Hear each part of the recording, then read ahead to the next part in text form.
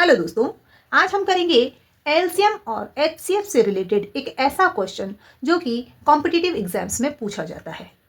तो क्वेश्चन है, दो संख्याओं का एचसीएफ तथा एलसीएम क्रमशः 8 और 48 है। यदि उनमें से एक संख्या 24 है तो दूसरी संख्या क्या होगी? तो इसे कैसे सॉल्व करेंगे?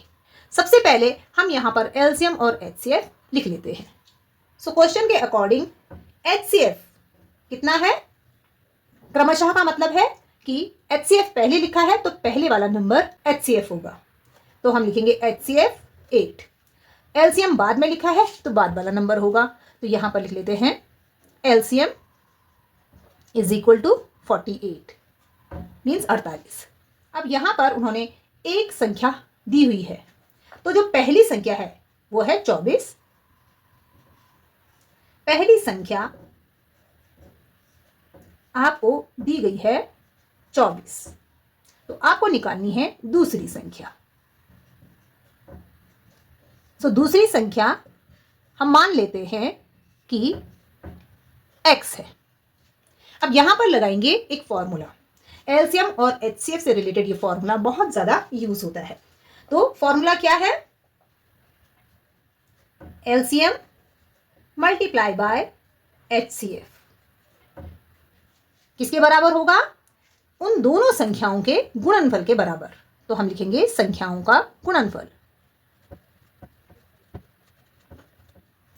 तो इस फॉर्मूले में हम सारी वैल्यूज को रखेंगे।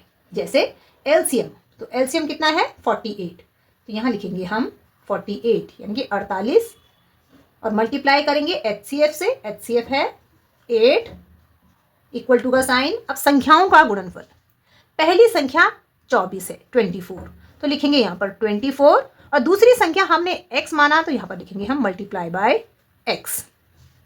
अब यहाँ से हमें x की वैल्यू निकालनी है, तो ये जो 24 है 24 ये इक्वल टू के इस साइड जाएगा तो डिनोमिनेटर में जाएगा, मीन्स इन संख्याओं को भाग देगा 24। तो ये हो जाएगा 48 मल्टीप्लाई बाय 8 और इसके नीचे आ जाएगा 24 और यहाँ बचा सिर्फ x। अब यहां पर हम संख्याओं को काटेंगे, कैंसिलेशन करेंगे। 8 एकम 8, 8 तियां 24, 3 एकम 3, 3 एकम 3, यहां से एक बचेगा तो यहां जाएगा और ये बन जाएगा 1818 मीन्स 18। 3 से कर रहे थे तो 3 छिका 18 और ये 48 भी कट जाएगी। सो यहां पर दूसरी संख्या हमने x माना था तो x हो गई आपकी 16 मीन्स 16। तो वो दो संख्याएं कौन कौन सी हैं? पहली है 24 और दूसरी है 16। इन दोनों संख्याओं का एचसीएफ है 8 और एलसीएम है 48। तो आपने ये फॉर्मूला याद रखना है। इस फॉर्मूले का यूज आप एलसीएम या एचसीएफ निकालने के लिए भी कर सकते हैं। अगर आपको दोनों संख्याएं दी गई हैं, दोनों संख्याएं दी गई हैं और एलसीएम दिया है तो एचसीएफ निकाल सकते हैं, और दोनों संख्याएं दी हैं और एचसीएफ दिया है तो आप एलसीएम इस फॉर्मूले से इजीली निकाल सकते हैं। वीडियो समझ में आया हो तो मेरे चैनल को लाइक एंड सब्सक्राइब करें। Thank you.